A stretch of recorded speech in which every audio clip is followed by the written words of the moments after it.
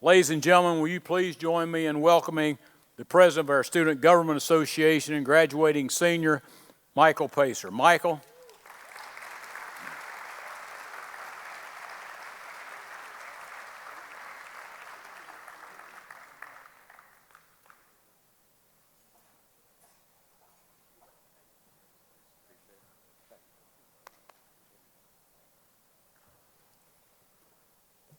Wow.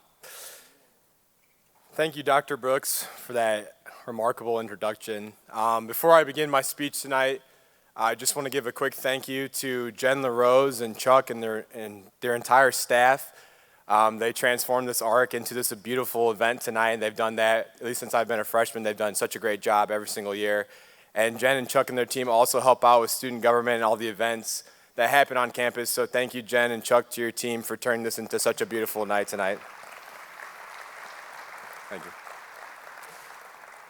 Good evening, everyone. What an honor it is for me tonight to have the privilege and honor to stand up here and speak to all the amazing Trine University alumni, faculty, administration, donors, sponsors, family, and friends, as well as the community.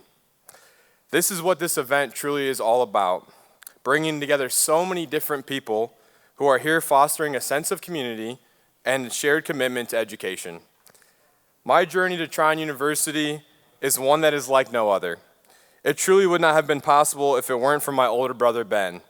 There is nothing I love more than watching my brother play basketball, and I got to watch him follow his dream and passion and play basketball at a collegiate level. Unfortunately, he played basketball at Adrian College. During my senior year of high school in 2021, while the COVID outbreak was still having certain limitations and restrictions to watching my brother play, until one day my family had told me that we had the opportunity to go watch him in Indiana at a school called Trine University in Angola. I remember when we arrived on campus and drove down Thunder Drive to the MTI Center, seeing all the students that were traveling to the game, walking to the game all down Thunder Drive. I remember when we pulled up to the MTI Center as well as to Zollner, I remember getting out of the car and thinking to myself, well, you know what I was thinking. But I knew right then and there that this is a campus that I wanted to visit, and right after that visit, I knew that this is the campus that I wanted to call home for the next 4 years. Without the scholarships that Trine has offered so many students over the decades, attending college would be a bigger financial obstacle and burden to so many. Scholarships have been instrumental in making higher education more attainable. Without the generosity of the millions of dollars raised from the previous galas, so many students would not have been able to focus on academics as well as their extracurricular passions. One of the things that I have seen be such a lifesaver for incoming freshmen is the Books and Beyond Scholarship and Program. This has provided students with funds that are essential with textbooks, school supplies, technology, and it ensures that every freshman has the opportunity and necessities to succeed. These materials are often not covered by financial aid, and without this amazing program, students would focus on where they need to make their next paycheck rather than being engaged in their studies as well as campus life. From the championship banners that you see hung around, to the hours of philanthropy by Greek Life, to the organizations being ran by student leaders every single day, these accomplishments would not be possible without your continued support. One of my favorite quotes comes from my favorite president of all time, Ronald Reagan. And also, if you notice over here at table A, there's a signed portrait with his autograph. If anybody's feeling extra generous tonight, it'd make a great graduation gift for me. But Ronald Reagan once said, "The greatest leaders are not the ones that necessarily do the greatest things. The greatest leaders are those who get other people to do great things." Without the leadership in this room tonight, the great things that students accomplish on Trine's campus would not be possible. Education is something that every single student on campus deserves an equal opportunity to succeed in. Every student on campus at one point or another decides what career they want to have. They decide a major to pursue, and they figure out what they like and what they do not like. Before I came to school, I actually believed that I wanted to be an engineer. And then I remembered one thing: I hate math.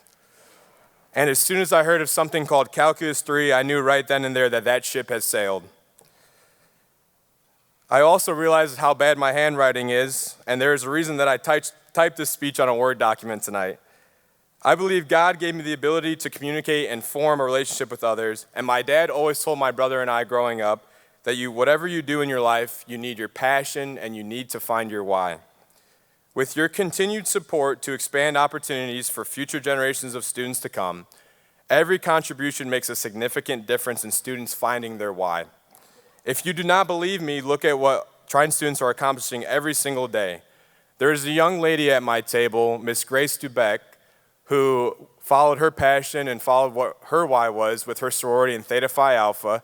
Because she was able to follow what she was passionate about, she was the big man on campus, or the BMOC chair, at this past Friday, and she was able to raise $40,000 with all the proceeds going to the Vera Bradley Foundation in order to fight breast cancer.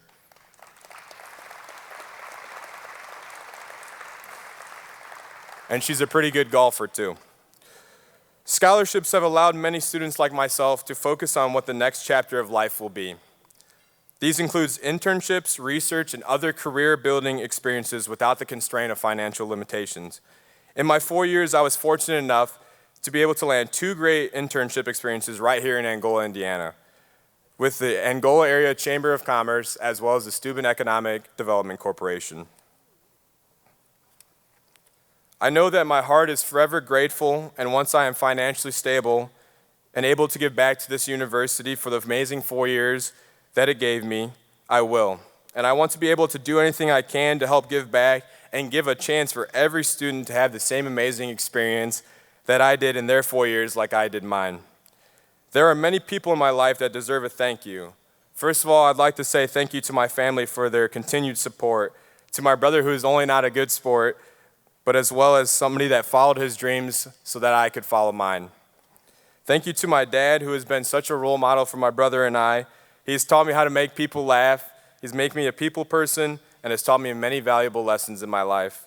And finally, thank you to my mom for always being a supporter and cheering me on in whatever I do.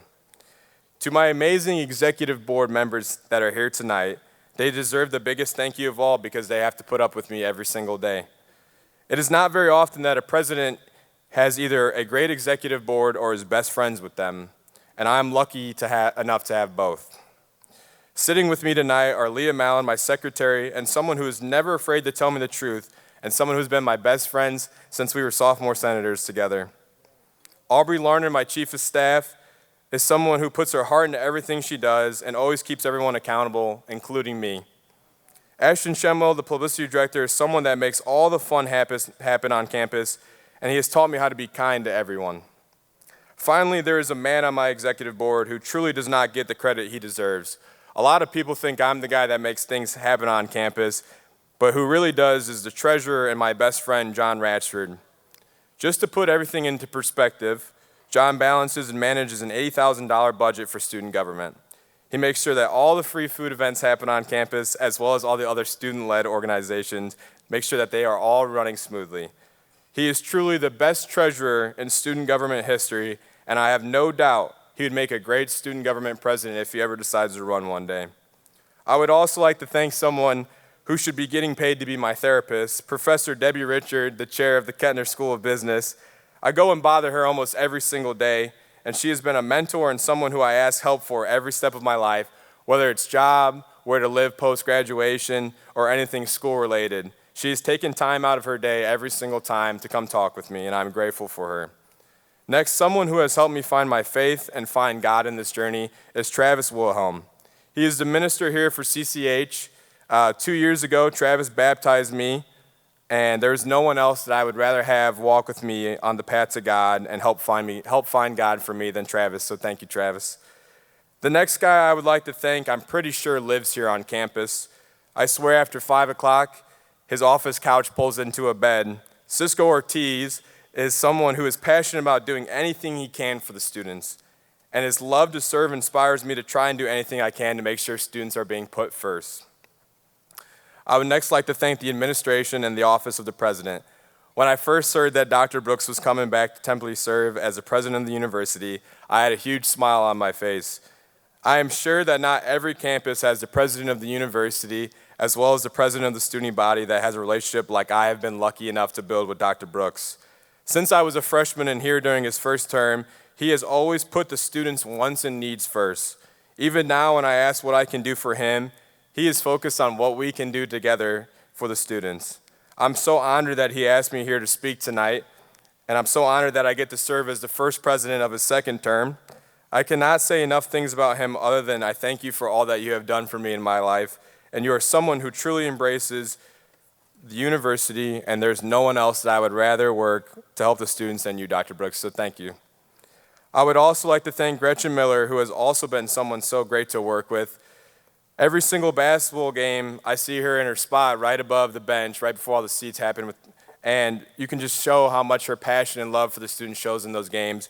But Gretchen is also someone who always wants to know what do the students want, what do they need, and put them first.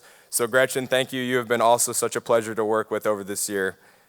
Finally, I would like to thank my Lord and Savior, Jesus Christ, who has given me the ability to speak in front of all of you tonight, and who has given me a blessed life and more amazing opportunities than I deserve. I'm truly grateful for his love and compassion leading my life. Thank you all. Let us raise money for all future Trine students so that they may find their passion and their why here at Trine University.